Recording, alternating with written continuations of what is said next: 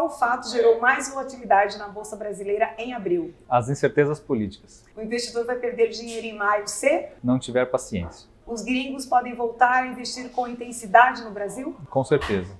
Quem quiser investir no exterior deve olhar para ouro e outros metais preciosos.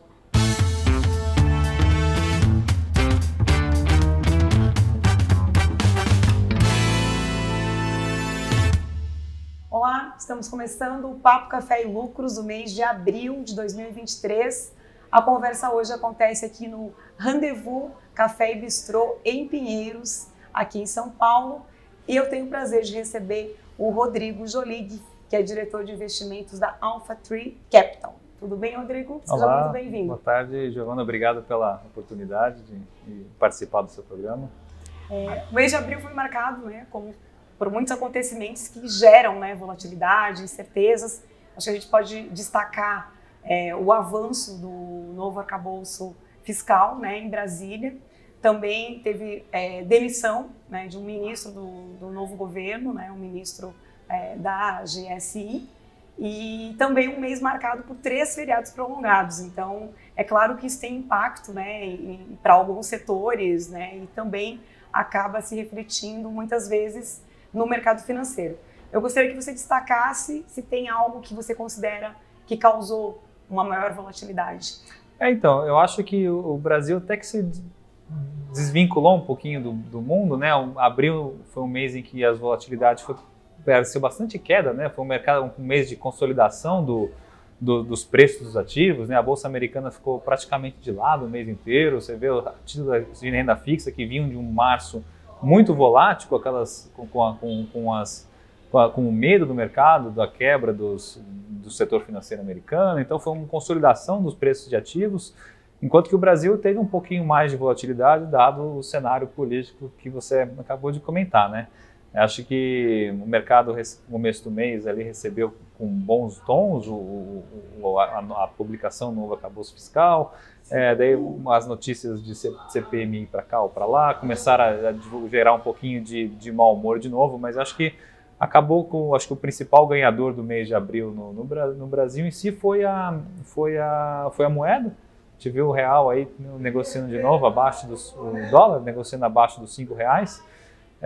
Porque acho que é um pouco o reflexo um pouco mais do otimismo com os investidores até internacionais, recebendo na margem melhor o arcabouço fiscal, com comprometimento em gerar superávites primários. Se a gente vai conseguir entregar esse superávit é outra pergunta que vai ficar a se responder aos próximos meses, mas acho que foi uma notícia bem recebida e que beneficiou bastante, principalmente a moeda brasileira. Até você menciona a questão do dólar, então eu acho que um investidor que tem uma carteira diversificada, obviamente ele já olha para o mercado externo, ele já tem parte do seu portfólio investido lá fora, ou considera isso na sua estratégia. Então eu gostaria até que você comentasse um pouco para onde olhar nesse momento, onde buscar boas oportunidades. Eu acho que nessa hora de diversificação internacional tem que ter um dos principais riscos que o investidor corre é o risco de moeda, O dólar subir ou cair pode comprometer boa parte dos rendimentos dos ativos que temos lá fora. Mas eu acho que olhando daqui para frente, o Brasil hoje, olhando com qualquer país do mundo, a inflação foi o primeiro banco central do mundo do G20, a apertar a política monetária. Estamos com os juros aí a 13,75.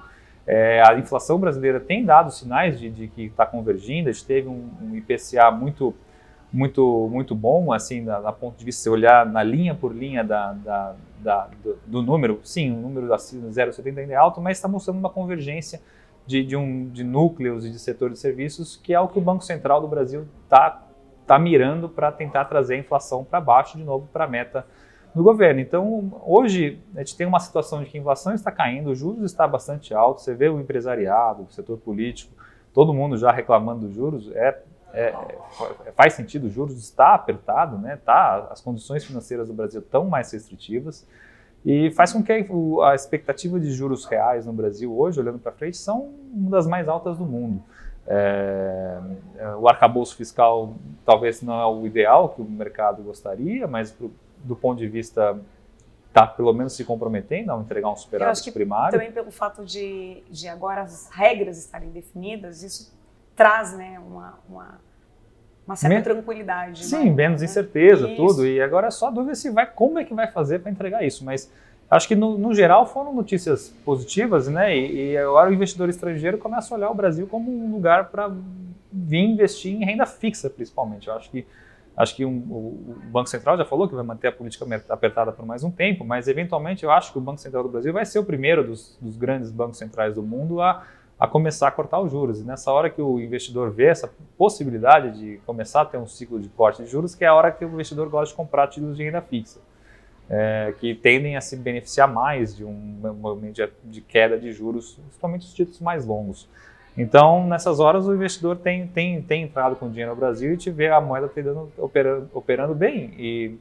E com juros altos desse jeito, o custo de hedge, né, de fazer uma posição de proteção e comprar o dólar, todo dia que o dólar não sobe, você está abrindo mão de ganhar um CDI aqui no Brasil, a taxa de rendimentos de curto prazo aqui no Brasil. Então, acho que é isso que está lidando com o mercado agora no momento. Eu acho que a gente está bem positivo com relação à performance, principalmente da moeda. Mas aí só insistindo um pouco na questão de para onde olhar, quem quiser ter uma parte dolarizada, para onde poderia olhar agora? Então, e lá fora, eu acho que em março os governos estavam muito preocupados com a saúde do sistema financeiro. Então, a princípio, o mercado estava achando que eles iam abrir um pouco mão de combate à inflação, o que fez com que ativos reais lá fora voltassem a apreciar, principalmente o ouro. Eu acho que, aqui no Brasil, a gente, quando está tudo ruim e a gente não acredita que, até mesmo o fiscal ou a inflação vai começar a correr, a gente corre para o dólar. Né? Que é um ativo defensivo, né? Lá para o gringo é o ouro. Eu acho que a gente viu um pouco desse movimento. Uma das consequências da crise financeira foi essa corrida por ouro. Tem também bancos centrais asiáticos estão começando a olhar mais ativamente, até dizem os bancos centrais que estão fazendo, dos países em que estão fazendo um pouco mais de oposição aos Estados Unidos, nesse conflito geopolítico mundial hoje, que seriam até China e Rússia.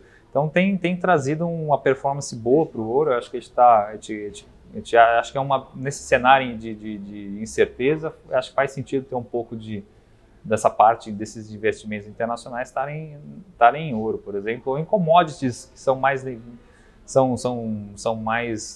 vistas como mais reserva de valor e às vezes o dólar pode não ser, tem-se a teoria de que o dólar pode começar a perder relevância no cenário internacional. Até o presidente Lula, semana passada, estava falando de fazer os BRICS fazerem negociações com suas moedas próprias ou com moeda da China. Então, acho que tem essa uma via alternativa. Né? Exato. Então, a via alternativa principal que a gente pensa agora, vem à cabeça de qualquer investidor, é ter um pouco mais de ouro e o dólar perdendo valor atende uma valorização de algumas commodities. Então, a gente acha que tem um potencial aí de ganhos ainda em algumas commodities, seja até mesmo as de energia, com o case de reabertura da China que tem ido. Os dados de atividade na China têm vindo até melhores do que o mercado esperava. Então, tudo um reflexo. Você vê que a Bolsa da França, que é muito centrada em ativos de luxo, né, que tem operado melhor que as outras bolsas europeias. A maior companhia francesa hoje é a Louis Vuitton. Né? Então, você vê que esse case de reabertura da China tem trazido crescimento para ativos de reserva de valor. E aí, pensando agora para o nosso mercado interno, que setores devem entrar então, no radar do investidor agora, pensando no mês de maio, junho, pensando nesse cenário dos próximos meses? Né? A gente segue favorecendo os setores de produtores de commodities, né? Acho que num portfólio balanceado, a parte dolarizada do portfólio até é o setor de commodities aqui no Brasil, que tem receitas em dólar, mas acho que lá fora devem se sobressair a moedas, por exemplo. Então a gente tem um pouco disso, tem um pouco de bancos aqui que tem mostrado uma solidez financeira solidez até que dos bancos estrangeiros. Afinal, os bancos do Brasil estão acostumados a lidar com ciclos longos e altos. A Selic um dia está 2, né? Outro dia está 15. Lá nos Estados Unidos, acho que os bancos sentiram esses 15 anos de pouca volatilidade no mercado de juros e acabou trazendo alavancagens e a falsa percepção de segurança que pouca volatilidade traz no mercado para esses bancos, né? Então, Rodrigo, a gente sempre pede para os nossos convidados compartilharem alguma história, né, algum aprendizado que tenha marcado a trajetória. Então, gostaria que você compartilhasse, né, com a gente alguma história aí da sua carreira que tenha marcado. Acho que passei por algumas crises já gerenciando posições no banco, ou posições agora na AlphaTree. Assim, o que eu mais aprendo é que todas as crises, o principal problema das crises é geralmente a liquidez, né? Tô na hora que o mercado vem de um momento de pouca volatilidade, como eu falei antes, então dá aquela percepção de que está tudo tranquilo, essa ação não mexe mais, então as pessoas acabam alavancando, essa ação está subindo 10%, se eu me alavanco aqui, tomo um juros emprestado, compro um pouquinho mais dela, e isso sempre acaba que daí a porta de saída é muito pequena, né? Então eu vi muitas coisas acontecendo ao longo dos últimos 20 anos que me fazem tomar cuidado com esses cenários de volatilidade muito pequena. A crise de 2008 foi também, você vê coisas que nunca mexeram na vida, que é os juros de 3 meses dos Estados Unidos mexendo 50, 100, 200 bips. Isso pode quebrar muita gente que está alavancada. Então, acho que esse cenário, essa falsa sensação de segurança que é um principal perigo do mercado financeiro. E aí eu acho que até é interessante também brevemente falar do desafio que foi também criar uma gestora no meio de uma pandemia. Poxa, esse foi o meu sócio, um dos meus sócios estava aqui em São Paulo, eu estava em Londres ainda, a gente ficou tentando montar um escritório remoto, mas a gente tinha a cabeça de que acho que o remoto ia ser temporário, porque acho que na gestão de ativos, acho que a interação entre pessoas, os talentos, treinar gente nova, tem que estar no escritório. Então, a gente estava tentando montar um escritório sem poder ver escritório, sem poder fazer nada. Foi bem interessante. Perfeito. Muito obrigada, Rodrigo, pela sua participação e até uma próxima. Obrigado pela oportunidade, um prazer conversar. Obrigada a você também pela sua companhia, pela sua audiência. Nos vemos no fechamento de maio. Lembrando que 31 de maio é o prazo final para a entrega da declaração do imposto de renda. E o investidor preparou um guia exclusivo, gratuito, que você pode acessar na descrição desse vídeo. E aproveita também para dar um like nesse vídeo, para curtir as nossas redes sociais. Te vejo em breve, até mais!